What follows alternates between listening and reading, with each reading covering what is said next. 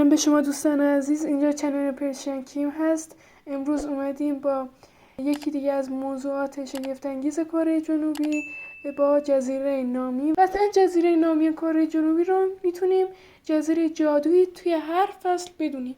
جزیره‌ای که فصل‌های بهار، تابستون، پاییز و زمستان توی اون نمودی اغراق‌آمیز و رنگارنگ. یکی از بهترین جاذبه‌های توریستی و گردشگری در نزدیک شهر سئول که در هر زمانی برای بازدیدکنندگانش جذاب و دیدنیه توی هر 4 فصل.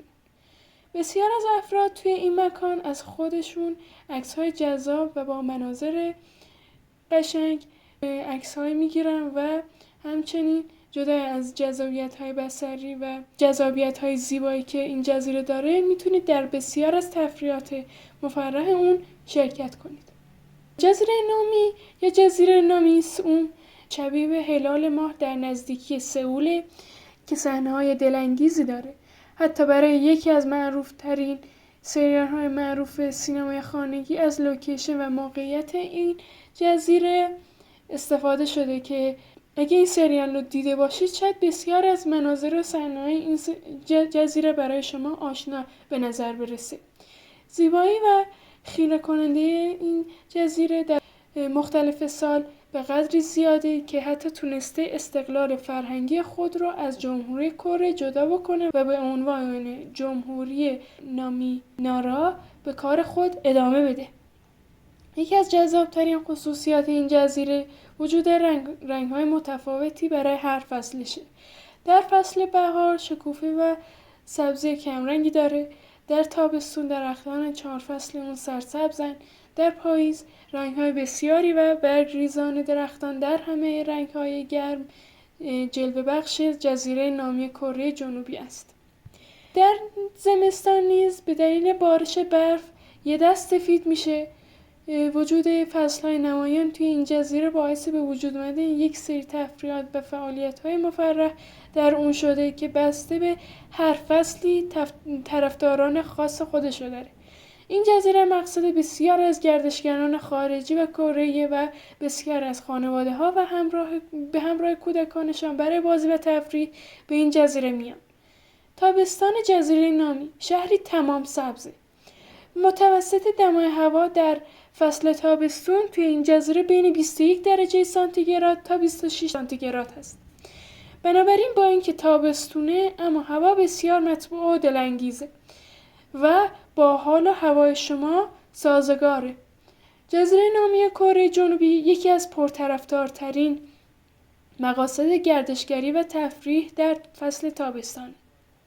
در تمام فصل تابستان با اینکه آفتاب شدید میتابه اما درختان تماما بر روی جزیره سایه میندازن. یکی از بهترین تفریحات لذت بخش در اون کرایه کردن دوچرخه و دوچرخه سواری توی اطراف این جزیره است. دوچرخه سواری از ارزانترین و شادابترین تفریحاتیه که به شما توصیه میکنم. حتما به سراغش برید. میتونید از مرکز دوچرخه سواری که در کنار سالن یونیسف قرار گرفته دوچرخه خودتون را کرایه کنید که کرایه دوچرخه برای اطلاعات بیشتر برای هر نیم ساعت و برای هر نفر 3000 وون هست. دوچرخه‌های 2 نفره کرایه‌ای حدود 6000 وون هست. اگر با خانواده‌تون هستید و تعداد بیشتری دوچرخه می‌خواید میتونید از خدمات خانوادگی استفاده کنید و با پرداخت مبلغی حدود 10,000 وون دوچرخه‌های مورد نظر خودتون را کرایه کنید. با دوچرخه به جزیره برید و تمام بخش‌های این جزیره را ببینید. این روش بهترین شروع برای آشنایی بیشتر با این جزیره است. تفریح بعدی که بهتون پیشنهاد میکنم در تابستان در جزیره نامی کره جنوبی آبتنیه که به سمت هتل جونگوارو بروید و توی اونجا استخشنایی هست که در حقیقت پارک آبی هست. اونجا شنا بکنید و لذت ببرید. این استخر از اوایل ماه جولای تا اواسط آگوست باز هست و برای تمام گردشگران هم بازه. هزینه استفاده که بهتون اطلاعات بیشتری بدم از استخر برای اینکه استفاده بکنید هزینهش برای افراد بزرگسال 7,000 وون و برای کودکان 4,000 وونه. اگه در فصل تابستان به جزیره میرید و قصد شنا هم دارید، بهتره از قبل تمام وسایلتون رو به همراه خودتون داشته باشید و همچنین از خوراکی‌های خوشمزه و خنکی که توی جزیره هست اونجا استفاده ببرید. پاییز جزیره نامی برگ‌های رنگارنگ پاییزی درختان افرا. دمای هوا در فصل پاییز توی این جزیره بین 5 درجه تا 13 درجه سانتیگراده و میتونیم بگیم که به سمت خنک هواش. بنابراین اگر در فصل پاییز به این جزیره سفر میکنید حتما لباسهای گرمی به تن داشته باشید. باد سرد توی اوایل صبح و بعد از ظهر میوزه. توی کره جنوبی پاییز کمی دیرتر میاد و میتونیم ماه‌های اواخر اکتبر تا اوایل نوامبر رو فصل پاییزی بگیم، چرا که توی این ماه‌ها پاییز رخ میده و در جزیره فضای خیال‌انگیز و پر از رنگ‌های زرد، سرخ یا قرمز و حتی سبز در کنار یکدیگر جلوه می‌نمایند. توی این فصل عاشق جزیره نامی کره جنوبی خواهید شد. میتونید به پارک بایکپونگیمیلیون برید. این پارک خانه‌ای برای حدود 300 درخت برگریزان افراست. تمام حیوانات توی این جزیره به صورت آزاد و طبیعی زندگی خودشون رو میکنن و هیچ گونه قفسی برای اونها وجود نداره. اگه علاقه‌مند به عکاسی از حیوانات هستید، شاید بتونید حیواناتی مثل سنجاب یا دیگر حیوانات جنگلی و درختی رو پیدا بکنید. اگه به دنبال سوغاتی در کره جنوبی هستید، باید چیکار بکنید؟ چرا خودتون این سوغاتی ها رو نسازید؟ استودیو صنایع دستی جزیره نامی کره جنوبی توی فصل پاییز ورکشاپ هایی را برگزار میکنه.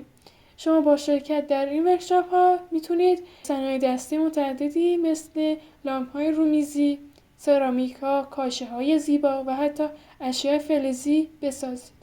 هر چیزی که دوست دارید رو میتونید اونجا بسازید و سوغاتی ببرید. تو این کلاس ها همه گروه های سنی میتونن شرکت کنن. بنابراین اگه با خانواده به کره سفر کردید، میتونید تجربه بی‌نظیری رو به همراه کودکانتون تو این مکان داشته باشید. جشن چوسوک یا همان جشن برداشت کره ها که در اوایل سپتامبر برگزار میشه، هرچه با شکوه‌تر تو این جزیره برپا میشه. اگه همزمان با جشن چوسوک به این کشور سفر کنید، میتونید به دیدن جزیره و مراسم جشن در اون برید. حالا میریم سراغ فصل زمستان توی جزیره نامی. یک دسته رنگ و لختی تنه‌های بلند و ایستاده درختان زیبایی جزیره را دوچندان میکنه.